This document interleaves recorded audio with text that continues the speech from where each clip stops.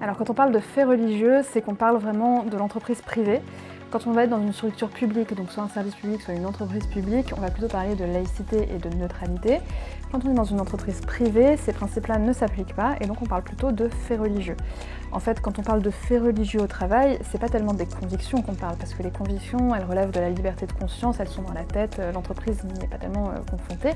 On va plutôt parler dans l'entreprise des manifestations visibles de ce fait religieux.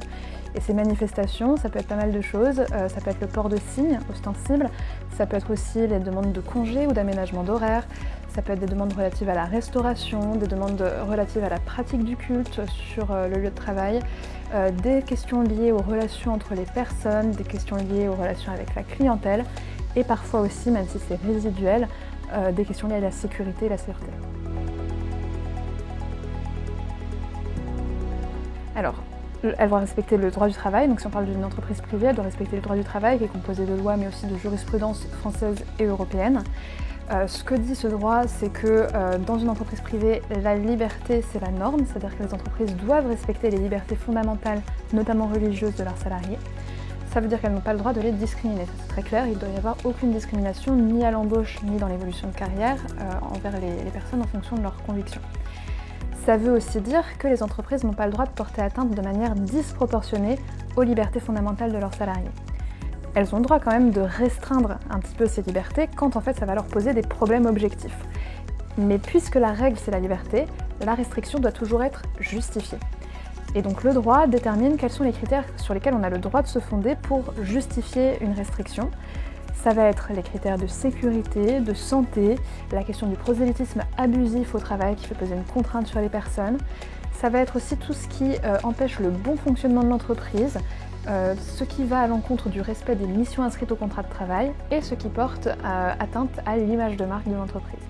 Donc, en se fondant sur tous ces critères-là, l'entreprise elle peut restreindre et en fait ce qu'elle doit faire c'est déterminer sa politique puisque sur pas mal de sujets, le droit n'est pas prescripteur en fait, c'est chaque entreprise qui doit se positionner et dire bon bah ça moi je veux l'accepter mais je veux l'encadrer de telle façon, dans tel service, etc. Et ça c'est vraiment une position à prendre par l'entreprise et puis ensuite à faire connaître, à diffuser, ce qui peut se faire par des guides, des formations, des sensibilisations, des webinaires, etc. En effet, donc dans le cadre du fait religieux, des manifestations du fait religieux, il y a en effet deux types de scénarios. Soit ce sont des faits qui ne sont pas en soi transgressifs, même s'ils peuvent poser des problèmes. Je pense par exemple à la question des congés. C'est pas en soi transgressif de demander un congé, mais c'est vrai que si 3/4 d'une équipe le demande le même jour, ça peut poser un problème.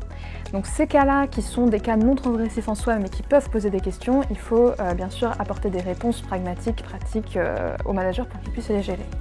Et puis il y a une autre typologie de manifestations qui sont des manifestations en soi transgressives, notamment sur les relations entre personnes, notamment sur les relations femmes-hommes, les mauvais comportements envers les femmes c'est forcément transgressif.